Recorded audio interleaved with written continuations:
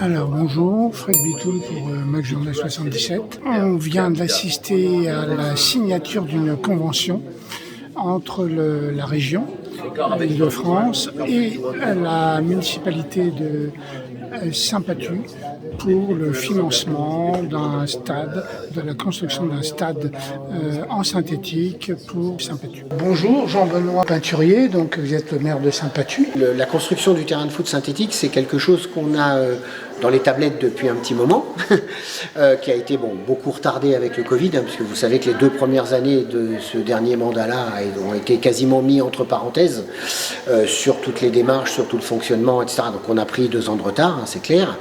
Et puis pendant ces 2 ans, on a sollicité tout ce que l'on avait pu solliciter en matière de subventions, en particulier l'État, qui est totalement absent du programme aujourd'hui. Désolé de le dire, ça va certainement pas plaire, mais on entend à grand renfort de publicité que l'État fait des plans d'investissement, etc.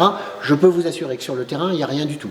3 demandes de DETR, 2 demandes de décile, personne au niveau de l'État, que ce soit préfet de région ou préfet de département, n'a jugé utile de subventionner un équipement de cette sorte-là. Heureusement qu'on a la région qui va participer à hauteur de 180 000 € dans ses politiques publiques. Alors sur 1 million, je pense que le projet va se situer aux alentours d'1 million, parce qu'on avait fait un pré-marché pour voir un petit peu où est-ce qu'on allait. Et on était à peu près dans ces prix-là. On avait une subvention aussi de la Fédération française de football à hauteur de 40 000 €. Donc vous voyez, on est à 250 000 € de financement, bien loin des 80 ou 90% que l'État proclame en disant il faut aider les collectivités à faire des investissements, on sera là. Ben non, il n'y a que la région et les fédérations qui sont présentes. Alors, je ne mets pas le département. Alors, je mets pas le département, justement, vous alliez poser la question. Je mets le département un petit peu de côté, puisqu'on a des politiques contractuelles avec le département, qu'on a déjà beaucoup sollicité et qui nous a validé cette année un fonds d'aménagement communal, qui s'appelle le FAC, sur lequel on dispose de 600 000 € à notre guise. Alors comme on a un autre gros programme à côté, où là j'espère que l'État nous viendra un petit peu en aide, qui est un centre de loisirs maternel, que l'on va lancer d'ici peu de temps, qui est un chantier aux alentours de 3 millions, on a décidé d'affecter la totalité de l'aide départementale sur ce gros chantier-là. C'est pour ça qu'ils ne participent pas là sur le terrain de foot synthétique, mais le département travaille aussi avec nous sur le bouclier sécurité, sur les fonds verts, etc. etc. Donc voilà, il y a quand même une aide du département, pas présente sur cette opération-là, mais présente sur la commune. Alors là, et dans quel espace de la commune vous allez construire ce terrain ? Le terrain va remplacer le terrain d'honneur aujourd'hui qui est en herbe, donc il est à côté du gymnase Pluvinage, peut-être que vous connaissez. On a 2 terrains en bas qui sont des terrains d'entraînement et le terrain d'honneur en haut qui en plus n'était pas éclairé.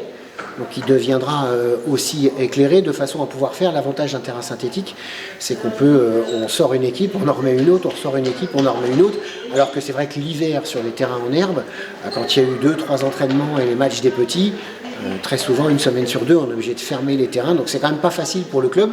D'autant plus qu'on a un gros club de foot, puisqu'il regroupe non seulement les Pathusiens, mais les gens des communes environnantes, en particulier Ouessery à côté, qui n'a plus de terrain de foot, lui, homologué.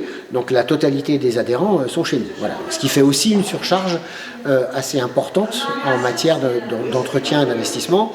Un chiffre, uniquement les tontes, le personnel, le traçage des terrains, la pose, la dépose des filets, pour un budget communal comme le nôtre, c'est 100 000 € par an. Juste ça, je ne parle pas de la subvention, je ne parle pas des autres investissements, etc., mais uniquement en fonctionnement, c'est ça. Donc c'est un équipement qui a quand même un retentissement important, puisqu'il y a 300 adhérents au club de foot, et c'est aussi pour ça que j'ai du mal à comprendre que l'État ne nous aide pas sur ce type d'équipement. Okay. Et donc là, les travaux vont commencer bientôt, je présume ? Alors, on espère pouvoir les faire démarrer dans l'été, puisque en plus du Covid, on a aussi eu un petit souci, c'est que la commune était propriétaire de terrain, et pour aider au financement, elle a vendu un terrain à un promoteur sur lequel on a eu un recours sur le permis de construire.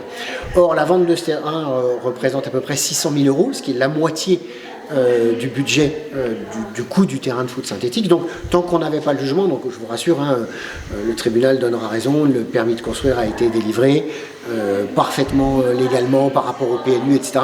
c'est juste une saute d'humeur des gens qui habitent à côté. Le français est réfractaire au changement, donc dès qu'on veut bouger quelque chose, oh là là, c'est la catastrophe. Mais après, il y a des règles et des lois. Donc à partir du moment où on respecte les règles et les lois, je sais que le tribunal nous donnera raison. Et donc dans cette optique-là, dès que le permis de construire sera définitivement validé, le promoteur qui a racheté, alors il fera deux terrains sur lesquels il y a 12 et 13 maisons.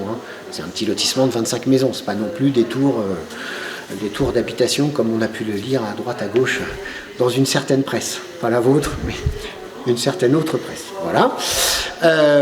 Bien, tout ça pour vous dire que donc dès qu'on aura la vente effective, on pourra passer devant le notaire et donc à ce moment-là, nous on pourra relancer le marché. Parce que vous savez qu'un investissement, quand on fait un investissement, il faut qu'il soit inscrit au budget. Et pour qu'il soit inscrit au budget, il faut qu'il y ait les recettes. Donc pour l'instant, dans le budget qu'on va voter après-demain ou demain soir, le terrain de foot synthétique n'apparaît pas. Et c'est normal, puisqu'il y a la moitié des recettes qui n'apparaissent pas. Mais dès qu'on aura la validité de ces recettes-là, on pourra, nous, tranquillement, faire une petite décision modificative, l'inscrire au budget et pouvoir le faire. Voilà. Alors, on avait une inquiétude, on voulait essayer de le faire dans l'année.